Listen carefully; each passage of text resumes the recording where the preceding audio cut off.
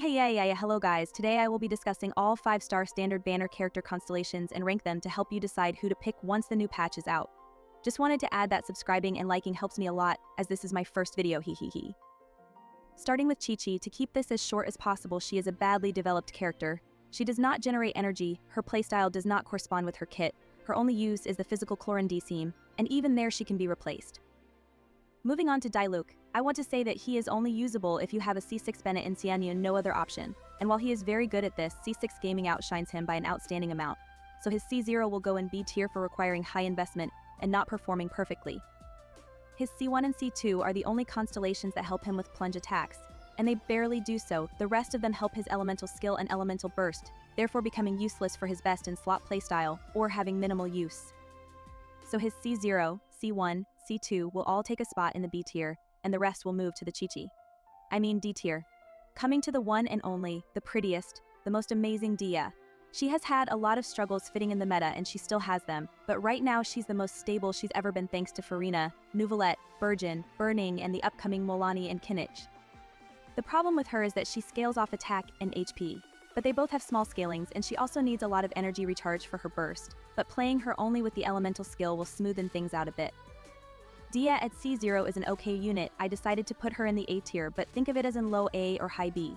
Her C1 is a huge damage improve for what it is. C2 helps her bad cooldown on her E a lot, improving her off-field playstyle.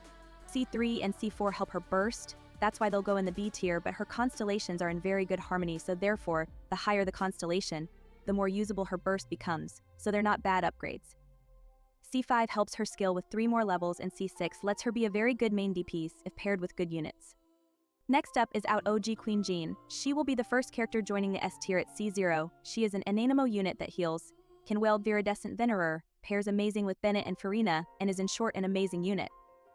The only small downside is that she's not very useful if you have Xianyu already, as she is basically Jean the ability to plunge, but still you might find the need to use both in the Abyss in different parts or just don't have Xianyu. Jean's constellations are pretty irrelevant, C1 and C5 helping her elemental skill, which isn't that useful. C2 and C3 improving her burst buffs and levels, and C4 is a massive upgrade for Animo characters, a 40% Animo resistance shred, but this is only useful for an Animo main DPS, mostly Scara. But Faruzan might still be better anyway. Now our Electra Lady Keqing that I always lose my 50-50s to.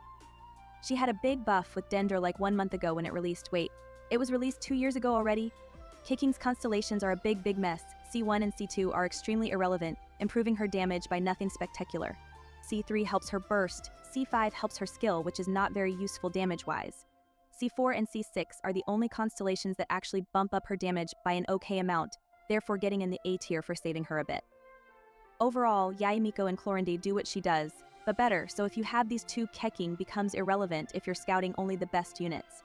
Mona is an interesting character. Her being a support that buffs all damage as a percentage will never make her completely useless in any stage. She is mostly used for nuke screenshot damage, but she can find use in the Abyss. Her main problem is that her burst debuff that improves the damage dealt lasts for a very short period. Her C0 will be put in the B tier. She is good at this stage, but many other Hydra units can be better than her at this stage. Her C1 is a relevant upgrade when it comes to reactions, improving her support abilities. C3 and C4 doing the same, improving the burst level, therefore the debuff, and giving 15% crit rate respectively. C5 improves her skill level, not that useful, and C2 and C6 are for main DPS Mona, not a good idea. At last, finally, we have Tighnari. He is the best DPS on the standard banner, but he is mainly good in single target. Although he can struggle in the new Abysses, hopefully he'll become more usable again, as Yae plus Zhongli plus Nahida plus Tighnari is still one of the best teams in the game. His C1 improves his crit rate by 15% when it comes to charge attacks, which are almost everything he does.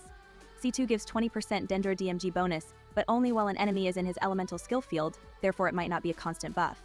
C3 gives levels on his charge attacks. C4 gives 120 elemental mastery to all the party. C5 is completely useless as it only gives levels on his elemental skill, which does almost no damage anyway.